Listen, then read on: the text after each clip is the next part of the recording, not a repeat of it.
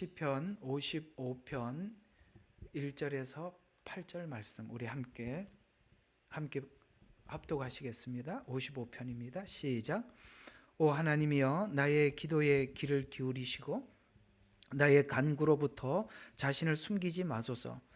내게 주의를 기울이시고 내게 들으소서. 내가 슬픔으로 편치 못하여 탄식하오니 이는 원수의 음성과 악인의 압제 때문이니이다. 그들이 내게 죄악을 던지며 진노로 나를 미워하나이다. 내 마음이 내 안에서 심히 아파하며 사망의 공포가 내 위에 떨어졌나이다. 두려움과 떨림이 내게 임하였고 공포가 나를 덮었나이다. 내가 말하기를 오 내가 비둘기처럼 날개가 있다면 그러면 내가 멀리 날아가 안식하리라. 보라 그러면 내가 멀리 달아나 광야에 거하리라. 셀라. 내가 폭풍과 광풍에서 빨리 피하리라 하였나이다. 아멘. 오늘 시편 55편 말씀은 압살롬이 반역하고, 여러분 그 다윗이 평생 함께 있었던 책사라고 하죠. 그러니까 뭔가를 옆에서 조언을 해주고 바른 길을 제시해 주었던 책사, 혹시 이름 아십니까? 그 사람의 이름이 아히도벨인가? 그럴 겁니다. 아히도벨. 그 아히도벨과 압살롬이 하나가 되어서 다윗을 반역하기로 결정을 하고 반역을 하죠. 이게 사무엘하 15장부터 17장에 나오는 그 배경일 겁니다. 그 배경을 생각하면서 오늘 55편을 우리가 접근을 해서 이 내용을 하나하나 읽다가 보면 우리가 이 내용이 뭘 설명하는지 좀 알 수가 있거든요. 그래서 이 55편에 있는 그 다윗의 그 마음을 한번 우리가 함께 이렇게 합해서 연관을 시켜서 한번 다윗의 심정이 어떤지 한번 잠깐 보도록 하겠습니다. 자, 여기 보면 오늘 금방 읽었던 본문을 2절을 보시면 내가 슬픔으로 편치 못하여 탄식하오니 이렇게 이야기합니다. 근데 이는 원수의 음성과 악인의 압제 때문입니다. 자, 한번 생각해 봐요.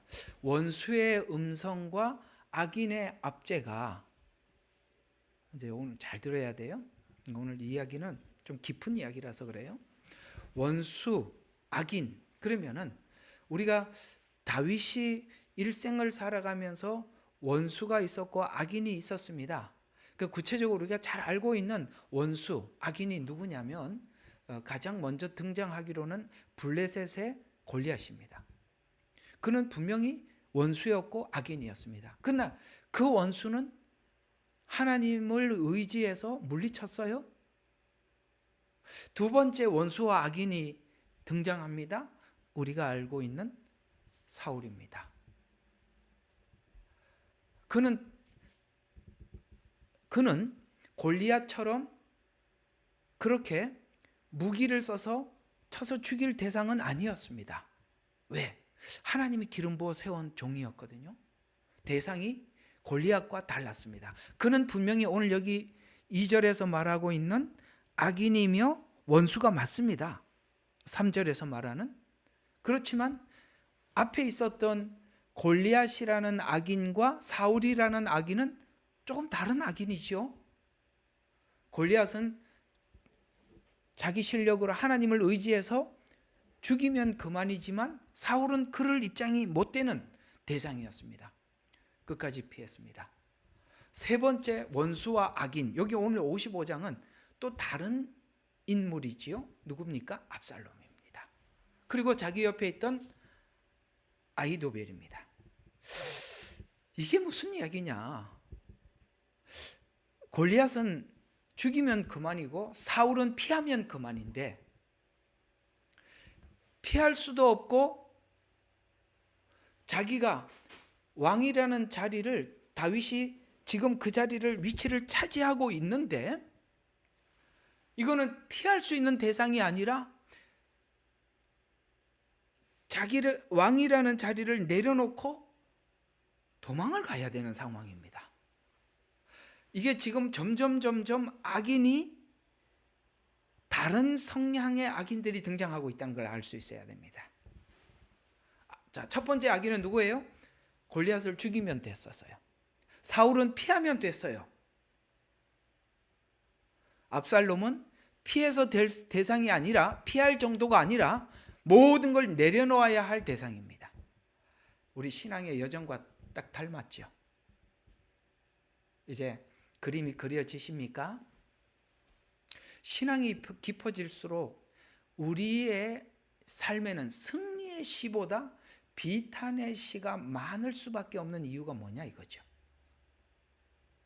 우리 신앙이 깊어지면 깊어질수록 우리는 점점 강해지고, 우리가 신앙이 깊어지면 질수록 원수는 물러가고, 신앙이 깊어지면 깊어질수록 자유할 것 같은데, 그 자유가 진짜 자유가 되기 위해서는 첫 번째 찾아왔던 골리앗, 두 번째로 찾아왔던 사울보다 더 강력한 압살롬이 세서 어려운 게 아니라 다윗이 어떻게 할 수 없는 대상이라는 거예요. 왜요? 아들이잖아요. 내 아들 압살롬아 하고 울었던 다윗의 그 비탄의 눈물의 기도를 성경은 기록하고 있죠. 도대체 하나님은 우리에게 어디까지 훈련을 시키려고 하시는 건가? 도대체 우리의 신앙의 완전한 자유는 어디에서 주어지는 것인가? 이 부분을 우리는 생각을 해야 하고, 어떻게 신앙생활이 오래되면 될수록, 깊어지면 깊어질수록 이게 환난은 그치지 않고 피할 수 없는 환난. 옛날에는 그저 피하면 그만이었고 안 보면 그만이었는데, 피할 수도 안 볼 수도 없는, 도리어 모든 것을 내가 내려놔야 하는 그런 상황이 오는가? 우리가 인간관계 속에서 갈등하고, 그 갈등 속에 서로 간에 나는 갈등을 하게 되고 또 부딪히게 되고, 또 뭐 우리가 흔히 말하는 뭐 싸우기도 하고 막 그러죠. 그냥 이제 그 중에 승자가 있고 패자가 있습니다. 맞죠? 화면들 좀 켤 수 있는 사람 켜서 좀 고개라도 끄덕거려 주면 제가 많이 도움이 되겠는데, 예. 여기도 우리 앞에 있는 사람들 말고 화면에 있는 사람들. 자, 이게 좀 이야기를 많이 공감하면서 지나가야 되는 메시지라서 그렇습니다. 이게 좀 쉬운 이야기는 아니고, 또 이게 그럴까, 과연 그럴까 하는 분들도 있을 수가 있어서 우리가 조금 생각을 깊이 하면서 지나가 보도록 해야 해요. 우리가 이제 갈등을 하다 보면 승자가 있고 패자가 있는데요. 승자는 항상 그런 생각을 합니다. 내가 이겼다. 내가 이겼다. 이런 생각하지요. 여러분, 근데 우리가 곰곰이 생각을 해보십시오. 누가 승자고 누가 패자인지 아십니까? 예, 패자는 덜 사랑하는, 그러니까 더 많이 사랑하는 사람이 지는 겁니다. 하나님이 우리에게 이긴 것 같습니까? 하나님이 우리에게 졌습니다. 패자입니다. 왜요? 우리를 더 사랑하기 때문에 예수님이 져 주신 겁니다. 우리는, 앞에 있는 사람도 반응을 좀 보여주세요. 눈 감지 말고. 우리는 내가 큰 소리를 치고 상대방이 굴복을 해서 이겼다고 생각하죠. 그게 패자예요. 진짜 승자는 누구냐면 더 많이 사랑하는 사람이 져주는 겁니다. 여기까지 가자는 거예요. 오늘 여기 여러분, 옛날에 제가 잘 단권 아주 얇은 책이었습니다만 사람들에게 큰 감동을 주었던 한 권의 책이 있습니다. 여기 있는 분들 중에서도 이 책을 읽으신 분이 있는지는 모르겠습니다만, 새 왕 이야기라는 책 혹시 읽어보신 적, 들어보신 적 있나요? 새 왕 이야기. 그 새 왕 누구죠? 사울. 그 그 다음에 다윗, 압살롬이죠. 그들은 모두가 왕이 되고자 했던 사람이었고 또 왕이 된 사람들이었습니다. 물론 압살롬은 하려고 하다가 중간에 그만뒀지만요. 그 세 왕들의 이야기 모두가 가장 정점에 올라가며, 왕이라는 정점, 권력의 최고봉이 아니겠습니까? 거기에 올라가면 자기 모든 것을, 자기 마음속에 있는 것을 쏟아낼 수 있는, 자기 권력으로 쏟아낼 수 있는 그런 위치에 와 있을 때 사람들은 뭘 어떻게 운전하는가, 우리 옛날에 운전자론 이런 말이 나왔지 않습니까? 왜요? 자기가 왕이 운전을 하잖아요. 나라를 운전하고 리더가 운전을 하지 않습니까?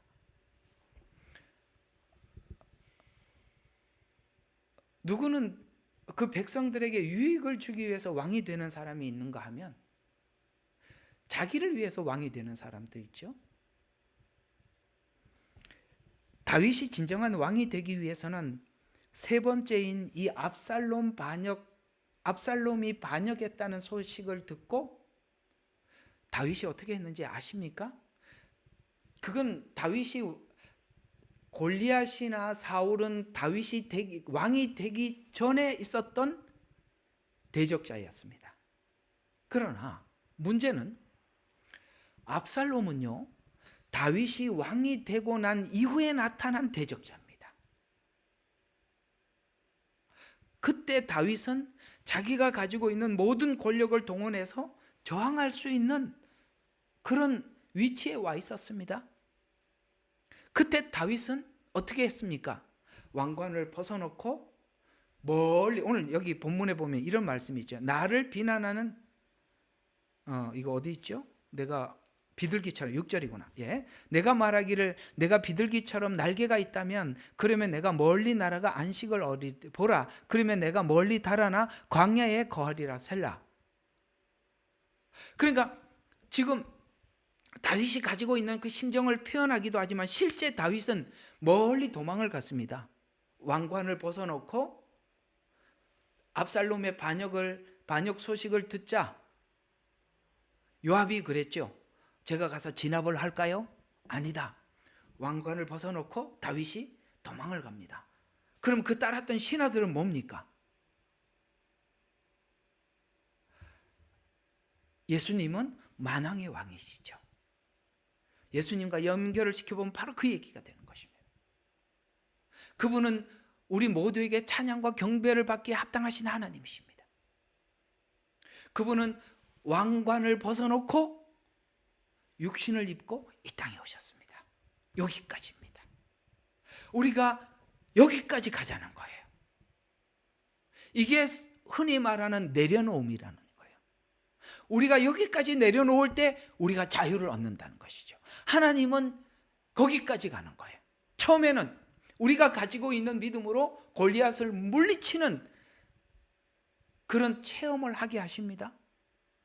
그 체험이 승리를 외치는 자로서 살아가는 그리스도인이 아니라 그 승리가 자기 안에 나를 이기는 승리까지 가라는 거예요. 바깥에 있는 사람을 쳐서 죽이고 밖에서 아무리 승리를 얻더라도 내가 내 안에 나를 정복하지 못하면 우리는 패배자가 되니까요. 다시 오늘 서론에서 말씀드렸던 거 가지고 다시 접근을 해서 여러분들과 함께 나누어 본다면, 여러분, 우리는 누군가와 싸워서 내가 상대방이 굴복을 하면 이겼다라고 생각을 합니다. 죄송하지만 그는 패자입니다. 진정한 승자는 누구입니까? 자기를 이기는 자이죠. 다윗은 압살롬을 통해서 마지막 그 시험을 하나님께서 지나가게 하십니다. 바로 이것이 우리 성도들이 가는 길이랍니다. 그걸 오늘 55편에 담아두었던 것입니다. 그래서 오늘 여기 54편, 그 앞에 있는 54편에서는 신앙의 절규를 통해서, 하나님은 우리의 신앙이 절규를 통해서 배우는 신앙의 내면적 질서, 아시겠습니까? 이런 절규가 왜 생기느냐면 내 안에 있던 나를 끄집어내는 이 작업이 순조롭지 않다는 거예요. 내 안에 자존심을 버리는 작업, 내가 내 안에 있는 자아를 버리는 일이 누군들 쉽게 그걸 버릴 수 있는 사람이 여기 누가 있겠습니까? 그걸 버리는 게 그렇게 어렵다는 것이죠. 왜 절규해야 합니까? 그 절규를 넘어서서 나를 비우게 되고, 나를 비운 그 자리에 우리 하나님께서 주시는 그 말씀의 내면의 질서가 자리 잡기 때문이라고 54편을 여러분들에게 말씀을 드릴 때 이 내용을 말씀을 드렸었습니다. 신앙이 내면화되려면 우리가 지난날 가지고 있었던 이런 죄성들을 지워야 하는 고통의 시간은 있어도 그만 없어도 그만이 아니라 하나님께서는 필연적으로 하는 것이라는 거야. 필연적으로. 믿음의 시작에는 승리, 응답, 아시겠습니까? 처음에는 승리가 있고 기도했더니 응답이 있고 하나님이 늘 나와 가까이 함이 이렇게 확 느껴지고 어디를 가든지 하나님께서 뭔가를 보여주시고 막 이런 게 있단 말이에요. 골리앗을 쳐 죽였던 눈으로 봤잖아요. 엄청난 승리가 있어요. 우리 신앙을 그걸로 끌고 가지 않는다는 겁니다. 그게 끝이 아니라니까. 그건 외적 승리를 통해서 안에 있는 내 안에 엄청난 전쟁을 준비하고 있는 것입니다. 그래서 신앙이 깊어지는 과정에서는 앞에는 승리시가 많다면 후반부로 갈수록 고달프다는 거예요. 비탄시가 많다는 거예요. 그래서 신앙의 초신자들, 막 세상에 살다가 주님 앞에 돌아온 사람들, 오늘 이번 주에 그런 주일날 메시지에 이런 게 좀 담겨 있습니다. 간증. 세상에 살다가 주님 앞에 돌아온 사람들은 간증이 많아요. 왜? 전적으로 하나님이 개입해서 주님 앞에 돌아왔기 때문에 간증이 많아요. 그래서 나 같은 죄인을 하나님께서 만나 주셨다는 간증이 많지만, 오래 신앙생활을 한 사람들은 나도 옛날에 저런 간증을 해본 적이 있는데 그러면서 나는 지금 간증할 게 있는 게 아니라 나는 늘 오늘도 실패했는 것 같아서 나도 옛날에는 저런 적이 있기는 있었는데 나는 누군가 오늘 참 비탄시발. 그러니까 이 사람은 누구는 앞에 와서 승리를 간증하는데 나는 비탄을 간증할 수밖에 없어. 근데 나는 간증할 게 없는 거예요. 오늘도 오그라들었습니다. 오늘도 실패했습니다. 오늘은 졌습니다. 나는 그리스도인 같지 않는 그리스도인이라는 이름만 붙어 있습니다. 이런 얘기를 할 수밖에 없는. 왜? 비참하거든요. 그런 비탄시가 많아진다는 거야. 후반부로 갈수록. 이게 어디서 나오느냐? 성경이 그렇게 증언하고 있거든요. 출애굽기가 그렇듯이 애굽에서 나올 때 승리시가 잠깐 반짝했죠.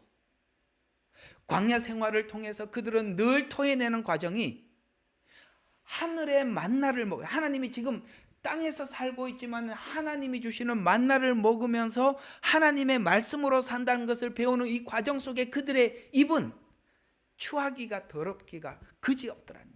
끊임없이 하나님에 대해서 원망하고 불평하고 내가 왜 애굽에서 나왔던고, 우리로 표현하자면 내가 왜 예수를 진작에 믿어서 이 고생인고, 이런 얘기를 하는 것하고 똑같다는 거죠.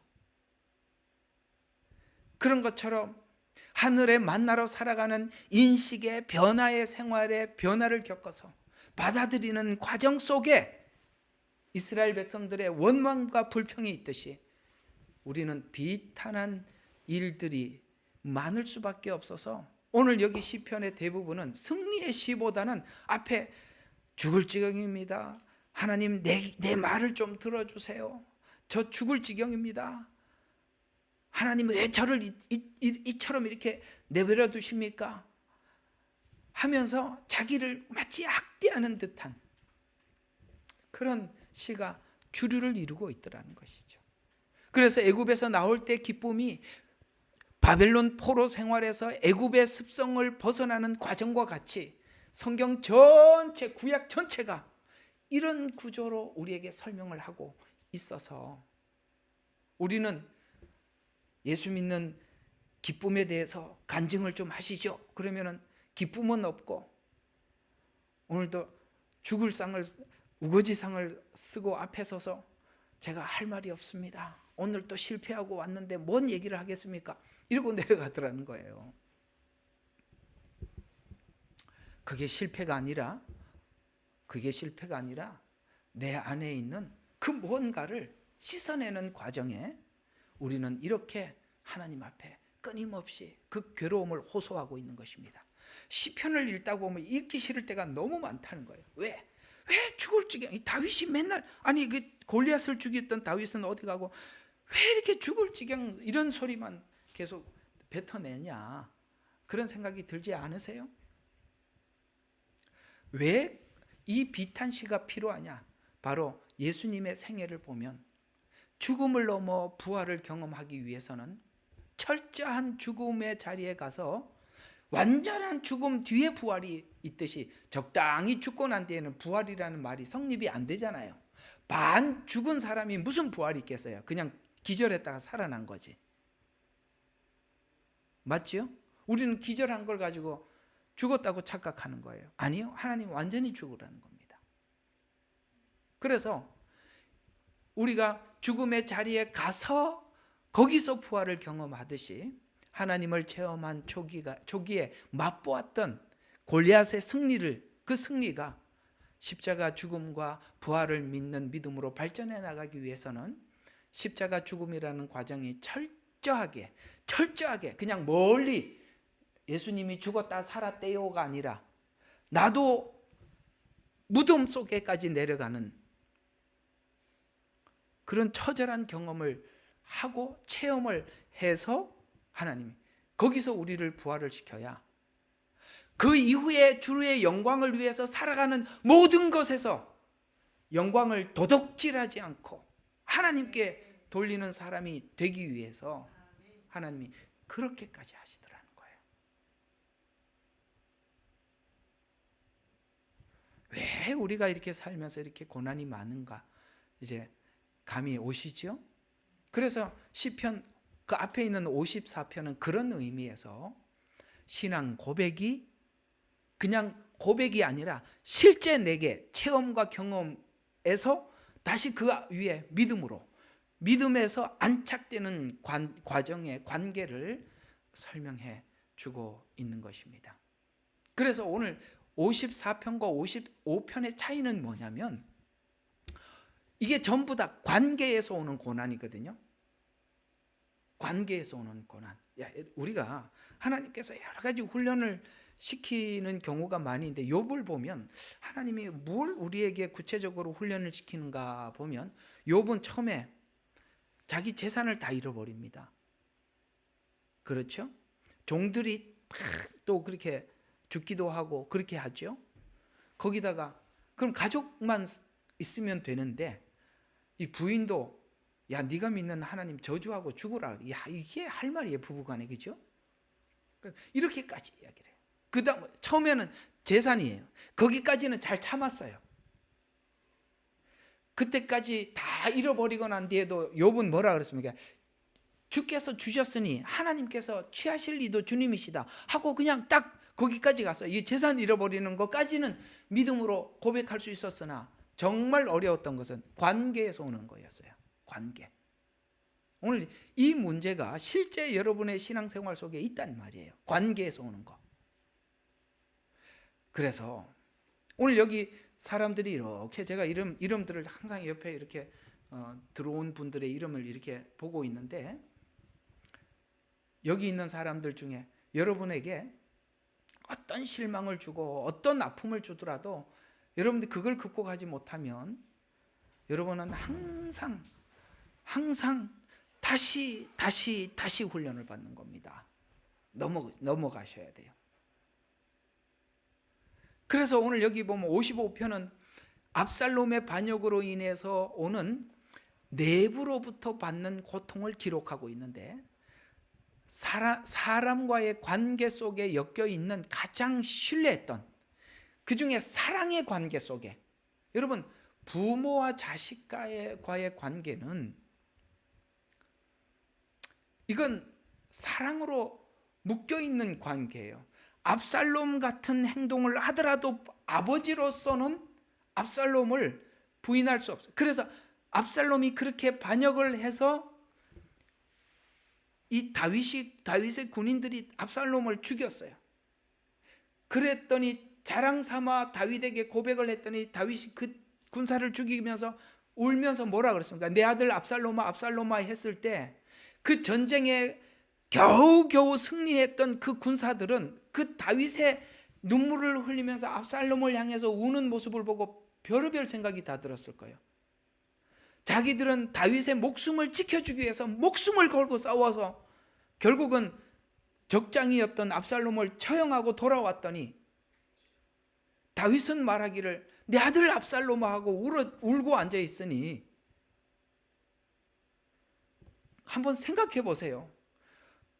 이게 바로 부모와 자식 간에 묶여 있는 뗄 수 없는 관계 속에서 하나님이 훈련을 하시더라는 거예요. 내 자식은 왜 그래? 압살롬이니까 그러는 거예요. 하나님께서 거기까지 하시더라는 것이죠. 그래서 우리가 이걸 생각해 봐야 될 것이, 아들이 백성의 마음을 사고 배반과 반역을 준비하는 상황에서 겪은 고통을 기록하고 있어요. 다 듣고 있단 말이에요. 알고 있단 말이에요. 이건 왜 성경은 이런 이야기를 했냐? 우리 모든 믿는 신자가 지나가고 겪어야 할 신앙의 고통 중에 하나는, 내가 가장 사랑하는 그리고 버릴 수 없는 사람으로부터 우리가 외면을 당하고 배반을 당하는 아픔을 겪을 때 내 안에서 내가 나를 승리할 수 있다는 거예요. 사람을 넘어가지 못하면 항상 나는 내가 나를 넘지 못하는 거예요. 사람을 넘어가면 내가 나를 이긴 거고, 사람을 못 이기면 내가 나를 못 이긴 거예요. 그 얘기를 하고 싶은 거거든요. 성경은 자기를 극복하지 못하면 사람을 구원하지 못한다. 자기를 이기지 못하면, 사람을 극복하지 못하면, 자기를 극복하지 못하면 늘 사람 때문에 저 사람은 이래서 저 사람은 이래서 늘 사람 탓을 하게 돼서 우리는 하나님의 온전한 사역자가 될 수가 없어요. 이런 고통과 아픔을 경험해야 하는 이유는 가장 사랑하고 믿는 사람에 대해 더 이상 사람에 대해서 기대하지 말고 하나님만 기대하기 위함이에요. 왜? 우리는 사람에 대해서 자꾸 뭔가를 기대를 걸고 이렇다 저렇다고 점수를 매기고 평가를 하거든요. 그러면 우리는 주님께서 하신 말씀 딱 그대로 뭡니까? 사랑하는 자만 사랑할 줄 알면 그게 무슨 사랑이냐? 세상 사람도 그건 할 줄 안다. 우리가 하나님의 사역자들이 이거 가리고 저거 가리고 뭘 하겠냐 이 말이에요. 그래서 이 과정은 누구에게나 있는 과정이고, 이 과정 없이는 사람도 믿고 하나님도 믿게 되면, 이 과정 없이는 사람도 믿고 하나님을 믿게 되면, 하나님 앞에도 하나님 왜 저 사람 저렇게 하는 걸 가만히 둬요? 하나님 앞에도 실족하고 사람인데도 실족하는 거예요.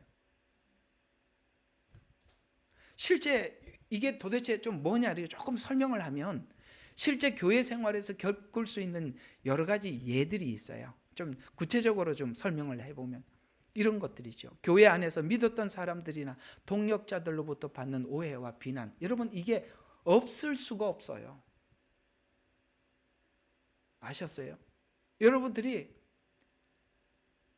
누군가를 믿고 따르겠지만 믿지 마세요. 그래서 사람은 사람으로 이해를 하셔야지. 인간은 인간이에요. 인간이 예수님도 아니고 하나님도 아니에요. 여러분들이 기대하는 만큼 그런 사람은 없습니다. 그래서 우리는 교회 안에서 믿었던 사람들이나 동력자로부터 오해와 비난이 있을 수 있어요. 또 하나, 가족 안에서 외면당하는 아픔들. 우리가 이상하죠. 바른 신앙을 추구하다가 이상하게 같은 교회를 다니고 같은 신앙을 가지면서도 서로가 틀려서 가족들로부터 충돌이 일어나요. 예수님도 그랬죠. 예, 가족들로부터 고향에서는 인정을 받지 못했습니다. 또 오랫동안 함께했던 친구로부터 이별. 오늘 이 아히도엘은 늘 다윗 옆에서 다윗의 길을 제시해주고 그 책사 노릇을 해서 다윗은 그의 많은 말들을 통해서 위기들을 모면했고 많은 계획을 세울 수 있었어요. 그런데 지금 그 일을 누구에게 하고서 다윗을 반역하고자 하는 압살롬에게 가서 그 책사 노릇을 하는 거예요. 세상에 이런 배반이 어디 있겠어요. 또 여러분 목회자나 리더로부터 실망한 여러분 있습니다. 기대하지 마세요. 기대하지 마. 제일 무서워. 나는 여러분들이 기대할까 봐. 나는 여러분들이 이제 보여주는 거 딱 보여주는 거 설교할 때 외에는 보여줄 거는 여러분들 실망할 거밖에 아무것도 없을 거예요. 입만 열면 실망할 얘기밖에 못 꺼낼 거예요. 기대하지 마세요. 사람에 대해서 기대하지 말라는 거예요. 그래서 목회자나 리더에게 실망할 때나 또 믿음 안에 양육했던 자녀가 방황하거나 신앙을 떠나는 모습, 참 아이들인데 그렇게 정성을 쏟았어요. 아이들이 하나님을 떠나는 모습을 바라보면 여러 가지 이 관계에서 오는 수많은 아픔들, 욥이 마치 아내가 하나님을 저주하고 죽으라고 떠난 이런 것처럼 말이죠. 친구들이라는 게 위로한다고 찾아왔는데 속만 썩이고 속을 부글부글 끓게 만들어요. 하나님께서 이 관계에서 오는 이 훈련을 필연적으로 하더라는 거예요. 왜 그렇게 해야 되나? 성경이 원래 처음부터 그렇게 설정이 되어 있어요. 설정. 어디서부터 설정이 그렇게 되어 있었죠? 믿었던 하와가 준 선악과 그걸 먹었더니 쫓겨났어. 믿었더니 뭐라 해서 왜 먹었냐고 물었더니 당신이 준 하와래.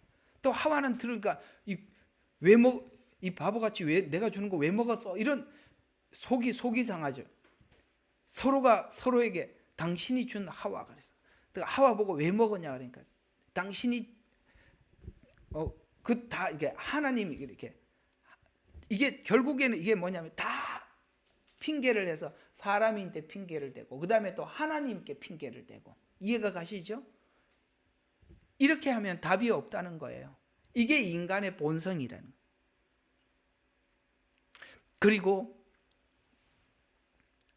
아벨과 가인이 이제 아담과 하와 다음으로 물론 다른 사람들도 많이 있었겠습니다만 성경에는 꼭 필요한 인물들만 이렇게 기록을 했으니까 가인과 아벨에서 가인에 의해서 아벨이 죽임을 당해. 관계. 지금 그 관계를 설명하는 거예요. 하나님께서는 아브라함에게 약속하셨었죠. 그 약속을 이어가는 과정 속에 요셉이라는 한 인물이 등장을 하죠. 여전히 그 형제들 관계로부터 외면을 당해서 결국은 그것이 형제들은 악을 선택하였고 악한 행동을 했지만 그 악이 뭘 만들어내더라? 선을 만들어내더라. 그 악한 어떤 사람들을 통해서 나를 만들고 있더라는 거예요. 그게 창세기의 가장 마지막 부분에 창세기의 기록 목적으로 이렇게 나와 있어요. 창세기 50장 20절에 보면 당신들은 나에 대하여 악을 계획했을지라도 여기 당신들은 관계죠. 형제들을 이야기하지 않습니까? 악을 계획했을지라도 하나님께서는 그것을 선으로 계획하시어 오늘과 같이 많은 백성을 살도록 구원하시려 하셨으니 이걸 극복한 사람을 통해서만이 하나님의 구원의 사역을 할 수 있더라는 거예요. 사역자가 뭐냐? 하나님의 종이 뭐냐? 이걸 넘어선 사람들이라는 거예요. 이걸 넘어서지 않으면 우리는 아무것도 할 게 없어요. 왜? 우리는 늘 사람에 대해서 평가하고 점수만 매기고 앉아 있으니까. 똑같은 일을 예수님에게도 있었습니다. 예수님은 십자가의 못 박음이 우리 모두에게 영생을, 그 사람들이 악을 행하죠. 십자가에 못 박으소서 악을 행했습니다. 그러나 그 악이 뭘 만들더라요? 예, 그렇습니다. 우리에게 생명을, 영생을 주셨습니다. 우리는 늘 악을 행합니다. 어디에서 악을 행합니까? 선악과 먹지 말라고 그랬더니 먹었어요. 실패했죠. 노아를 통해서 하나님께서 노아 가족이라는 그 심판을 눈으로 확인했지만 노아 후손을 통해서 훗날을 바벨탑을 쌓았어요. 여러분, 바벨탑을 쌓은 조상이 노아 후손이라는 거예요. 구원을 경험했으면서도 인간은 또 악을 행해요. 바벨탑을 쌓습니다. 아브라함에게 언약했습니다. 야곱의 자손들, 그 후손들의, 그 야곱의 후손들이었던 형제들, 그들이 요셉에게 악을 행하지요. 예수님이 이 땅에 오셨더니 자기 동족이었던 형제들이 예수님을 십자가에 못 박으라고 외쳐 이방인이었던 빌라도가 어떻게 해야 될지 몰라요.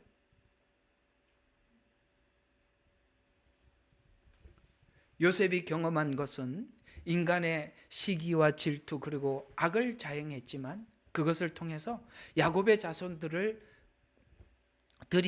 요셉을 통해서 구원을 경험하듯이 인간이 자행한 악의 결과를 통해서 선을 완성하여 구원받는 자들이 자신이 악을 행한 주인공이라는 것을 철저하게 알게 해줘서, 아시겠어요?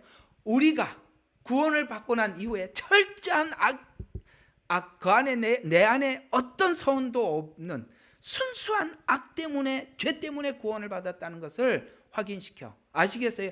죄인이라는 걸 철저하게 각인시켜서 구원을 시키는 거예요. 그럼 누군가는 그 악한 자들로부터 이렇게 예수님이 고통을 받듯이 고통을 받아야만 했던 것입니다. 그게 누구냐? 하나님의 종이라는 거예요. 하나님의 사역자들이라는 거예요. 여러분들이 여러분 가족 구원을 위해서 기도하고 계신다면 하나님께서 순조롭게 우리 가족을 구원하리라고 꿈도 꾸지 마십시오. 우리가 이런 과정 없이 그 영혼 구원은 없어요. 이제 여러분 편하게 우리 온 가족이 어느 날 하나님께서 지옥 구경 한번 살짝 시켜줘서 아이고야 네가 말하던 천국과 지옥을 내가 보고 왔다. 내가 네 말이 맞았구나. 잘못했다. 이런 기대하고 있죠. 그러면 얼마나 좋겠어요. 하나님이 꾹 밟았다가 죽을 만하면 숨 잠깐 쉬게 했다가 야 하나님 살아계신 거 확실하네. 네가 믿는 하나님처럼 나도 믿겠다. 그러면 얼마나 좋겠어요. 누구는 악을 행하고 누구는 그 악을 행하는 자를 통해서 만들어지고 있대요. 만들어지고 있대요. 이게 지금 54편과 55편이 우리에게 알리고 싶은 메시지죠. 이런 과정이 신자 생애에 누구에게나 있다는 거예요. 자신이 악을 행하는 장본이라는 것을 알아야 악을 통해서 고통을 받으면서 자신이 악한 존재임을 인식해서, 그래서 자신이 얻은 구원이 선의 결과가 아닌 악의 결과, 죄의 결과임을 인식하는 신앙이 되라고. 누구는 악을 행하도록 하고 누구는 그 악을 받고. 아시겠어요?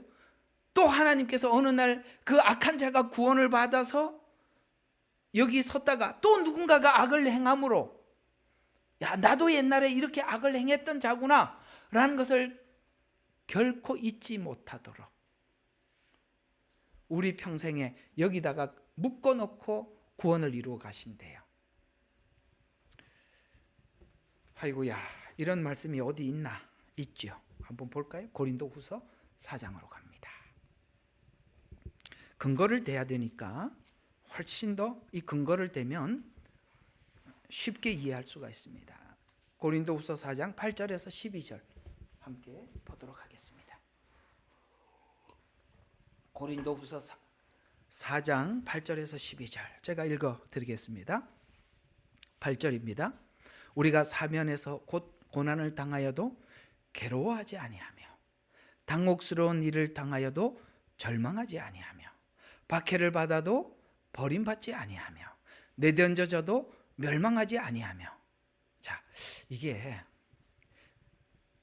왜 그랬는지를 나와요. 10절에 예수의 죽으심을 몸에 지니고 다니면, 이렇게 나와요. 무슨 뜻일까요? 보세요. 옛날에 이 일을 누가 했었지요? 바울이 했었지요.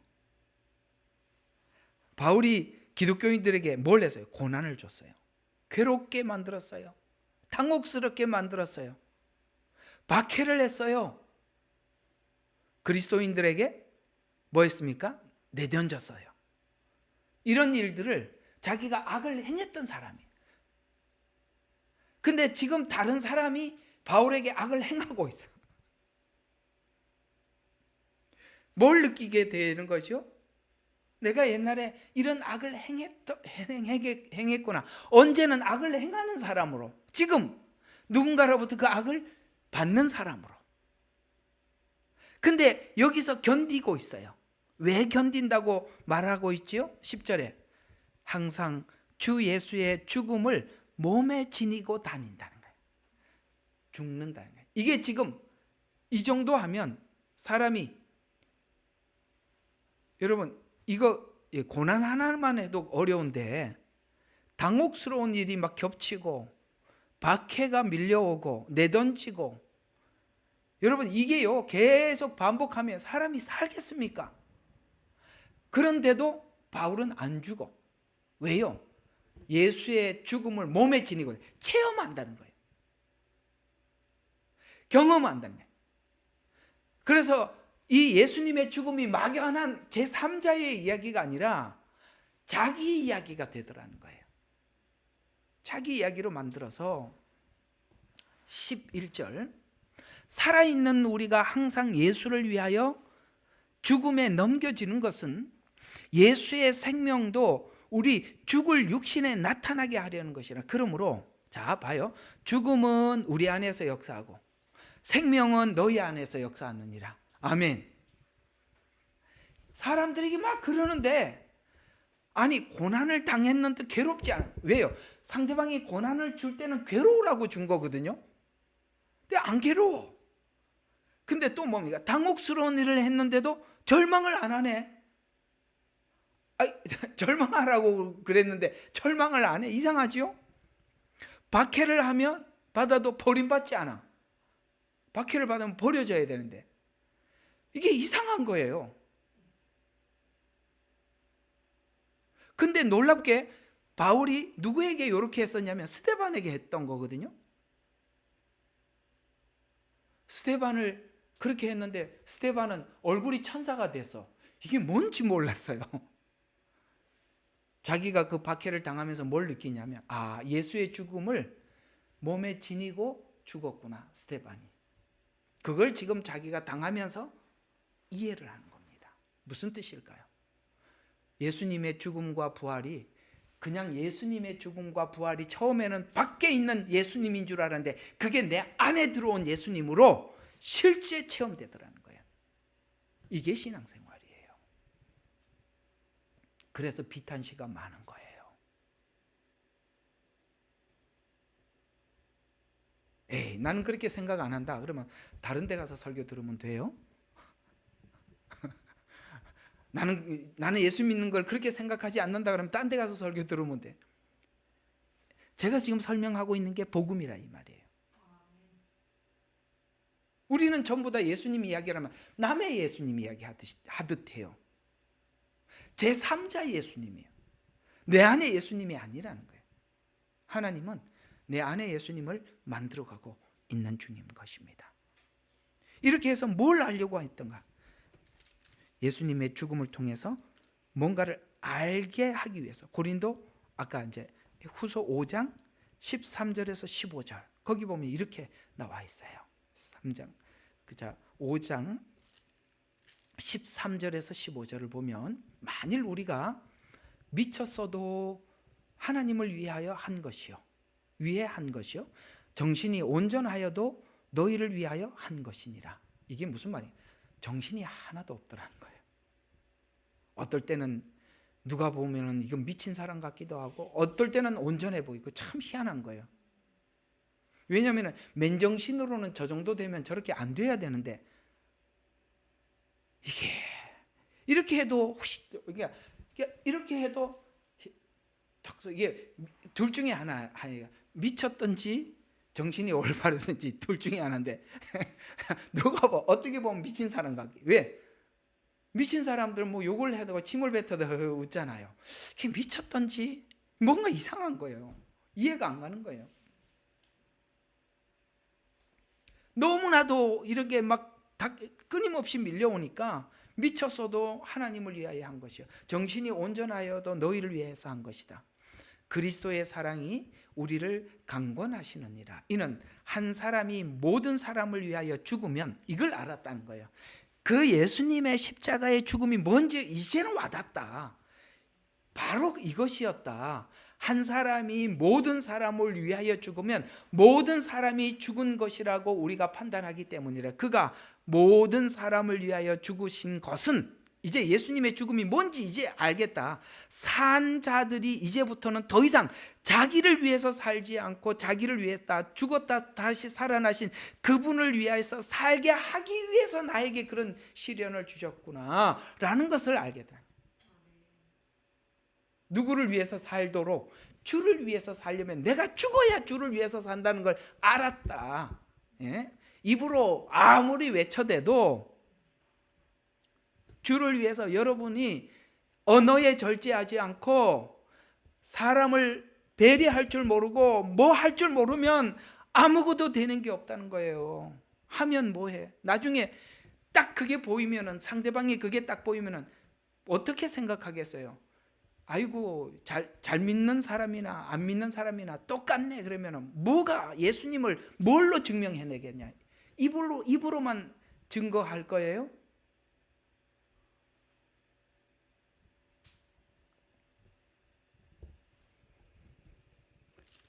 한 군데 더 봐요. 6장 3절에서 10절. 6장 3절에서 10절입니다. 하나님께서 이렇게 해서 우리를 만들어서 세상에 내놨어요. 3절. 이 직분이 비난받지 않게 하려고 어떤 일에도 거침이 되지 않게 하였고, 오히려 모든 일에 우리 스스로가 하나님의 일꾼임을 입증하기를 많은 인내와 환난과 궁핍과 곤란과 매맞음, 갇힘, 소요와 수고와 깨어있음과 금식에서 그리하였으며. 여러분, 이걸 다 감당했다는 거예요. 이게 그리스도를 위해서 죽는 모든 걸 다 감당했다는 거예요. 그래서 그걸 다 감당하면서, 자, 매맞음과 갇힘과 소요, 소요와 수고와 깨어 있음과 금식에서 그리하였으면서, 자, 순결과, 자, 요거는 여러 가지 오는 외적인 환란들이에요.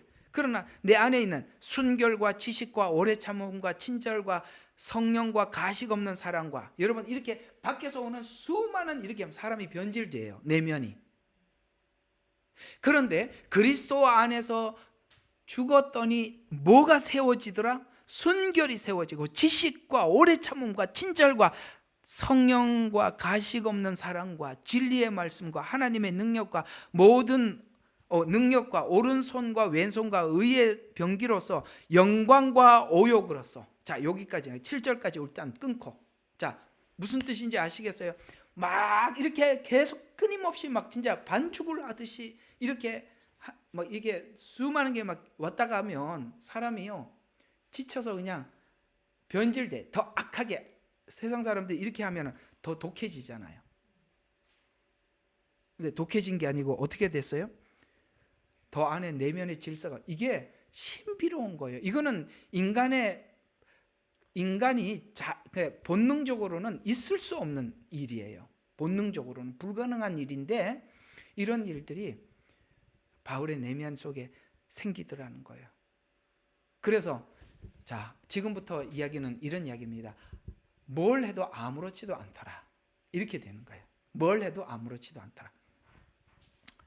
이렇게 사역을 하고 난 뒤에 사람들이 박수를 치고 감사합니다, 고맙습니다 그럴 때 아이고 하나님께 영광 돌립니다, 제가 한 게 없습니다, 그래도 그저 이렇게 감사합니다라고 말을 하더라도 내 마음에 상대방의 칭찬에 마음의 동요가 하나도 없으면 된 겁니다.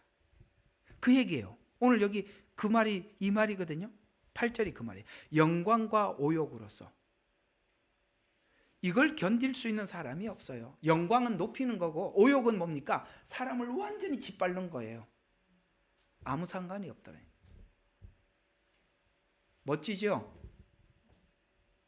욕을 해도 괜찮아. 높여도 괜찮아. 끝났어요. 여기까지래요. 그래서 영광과 오욕으로서 악평과 호평. 저 사람 뭐 진짜 괜찮은 사람이라고 하든지 누군가는 아주 악한 놈이라고 여기에 사람들이 놀아나는 거거든요. 영광과 오욕 때문에 사람이 높여주면은 못 내려오고 오욕 때문에 이게 가슴이 저며서 살 수가 없는데 아무렇지도 않는 거예요. 악평과 호평. 사람들이 악평을 하면은 기억에 끝까지 남잖아. 호평. 자기인데 좋은 말을 했던 사람 기억나잖아. 아무 생각이 없는 거예요. 누가 악평을 하든 호평을 하든 상관이 없는 거예요. 으로서 그리하였고 속이는 자 같으나 진실하며 이름 없는 자 같으나 유명하고. 멋지죠? 죽은 자 같으나 보라 우리가 살아있으며. 왜 살아있다고? 내 안에 그리스도가 살아있으면 살아있는 거예요. 그래, 살았으며 매를 맞았으나 죽지 아니하고 슬퍼하는 자 같으나 항상 기뻐하며 가난한 자 같으나 많은 사람을 부요하게 하고 아무것도 없는 자 같으나 모든 것을 가졌느니라. 우리가 여기까지 가능할까? 하나님이 복음은 가능하대요. 복음은 할 수 있답니다.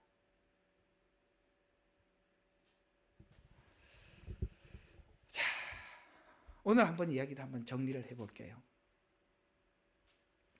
우리가 예수님을 믿고 난 이후에 처음에는 승리의 간증들이 차고 넘치겠죠.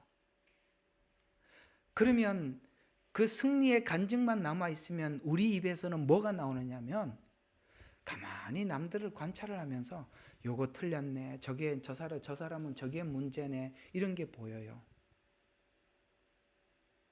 신앙이 얕으면 자기는 된 사람이고 다른 사람은 전부 다 문제점만 눈에 들어오는 거예요. 그거 어디다 써먹을 수 있을까요? 아무 데도 쓸 데가 없는. 약점과 단점은 누구나 볼 수 있어요. 약점과 단점이 상대방에게 보일 때 오늘 바울처럼 그 모든 걸 내가 감수해서 그 사람의 문제를 내가 감수해서 그에게 뭘 만들어 줄 수 있을까?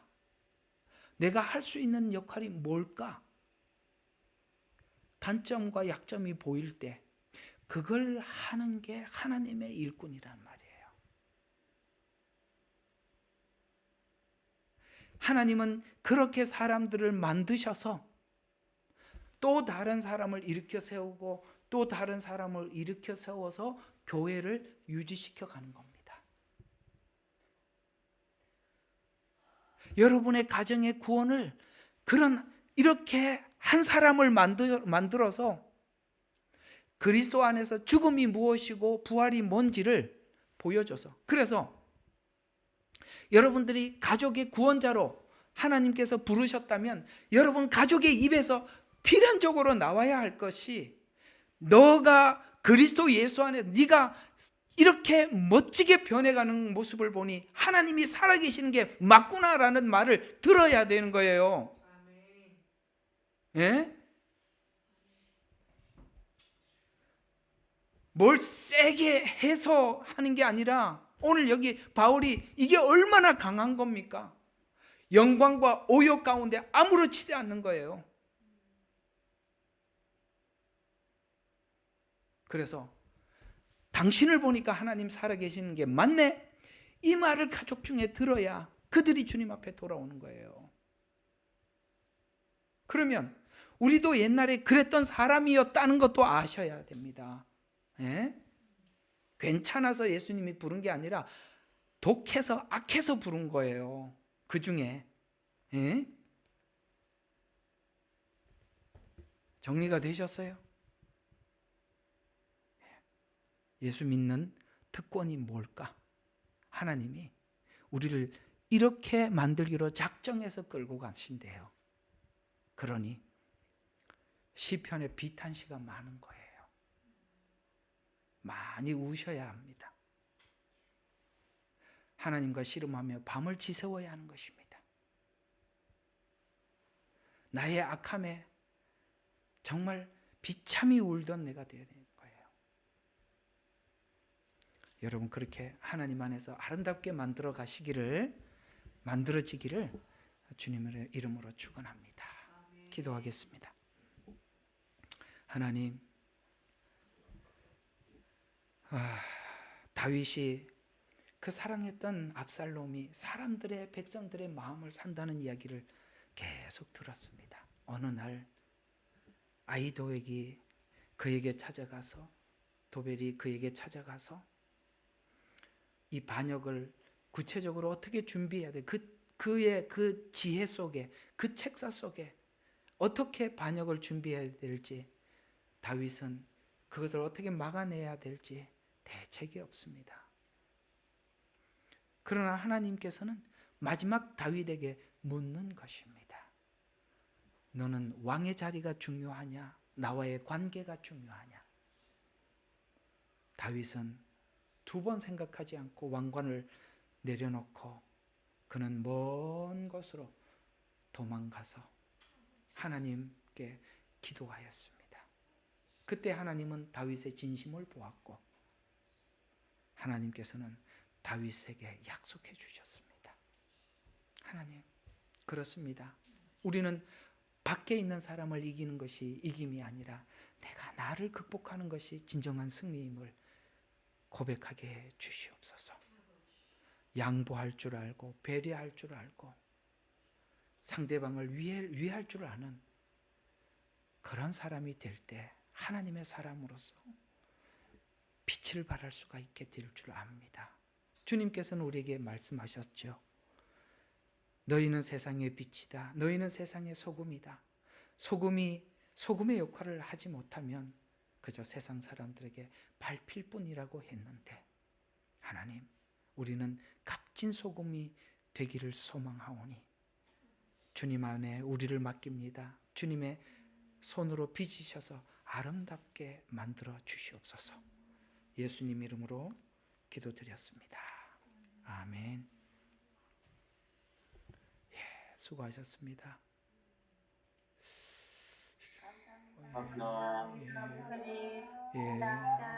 예, 감사합니다. 어디 갔지?